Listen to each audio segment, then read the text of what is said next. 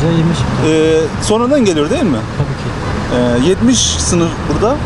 Yeterli mi bu sizce? Bu caddeye göre yeterli değil. Tamam, sağ olun. 90 olması lazım. Teşekkür ederim. Sonradan mı geliyor? Yok, hayır, radar da şurada inşaat şeylerin arkasına saklanıp arkadan ceza gönderiyor bize. İşaret yok değil mi? Hayır, kesinlikle.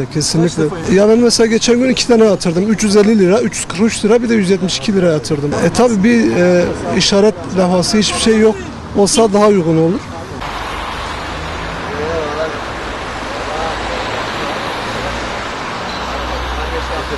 Sadece bu doğum hastanesinin orada değil. Şehrin muhtelif yerlerinde böyle insanların göremeyeceği, sürücünün göremeyeceği bir yerde radarlar kuruluyor. Fakat maalesef uyarıcı levhalar yok. Uyarıcı levhalar olmadığı gibi de gıyabında, yani plakaya direktmen cezalar geliyor. Tabii ki bu bir takım olumsuz şeylere de meydan veriyor. İspatlama denilen herhangi bir şey yok. Çünkü bu gizli kurulan radarlar sürücü o güzergahta seyir halinde olduğu zaman bilahare 5 gün sonra, 10 gün sonra bu cezalar tebliğ edildiği zaman sen şu kadar hız limitini aşmışsın, hız limitini aştığın için şu kadar ceza diyor. Hız limitine göre. Fakat orada sürücünün ekranda, yani kamerada daha doğrusu, gerçekten bu hız limitini yapmış mıdır, yapmamış mıdır? Öyle bir şansı yoktur. Yani bunu görme şansı olmadığı gibi de gitse de gösterilmez. Ancak bunu mahkemelere başvurmaları lazım. Ki burada özellikle TİTAK Başkanımızla Mehmet Bey'e de sesleniyorum. Bu tür uygulamalarda Trafik Şube Müdürümüzle görüşsün.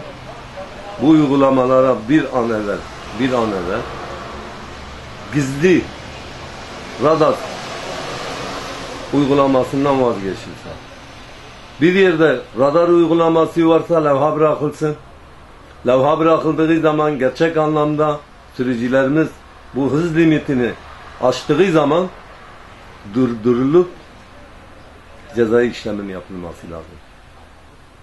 Ha varsa sürücünün bir itirazı, orada ekranda sürücüye görevli olan trafikçi arkadaşlar ekranda ona gösterirler. Onun için arkadan ceza gelmeler bir sürü spekülasyonlara yol açıyor. Acaba ben bunu yaptım mı? Acaba adam kefi uygulama mı yapıyor? Halk arasında yaygındır. Trafik ekipleri çıktığı zaman amiri veriyor eline koçanı, diyor ki bugün akşama kadar bu koçan bitecek. Bu tür düşünceler de var vatandaşlar. Bu kötü düşüncelerin ortadan kalkması için özellikle trafikçi arkadaşlar böyle kanuna uygun, onlara yakışır bir şekilde görevlerini yapmaya davet ediyoruz.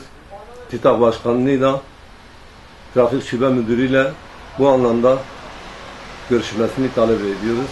Ben teşekkür ederim.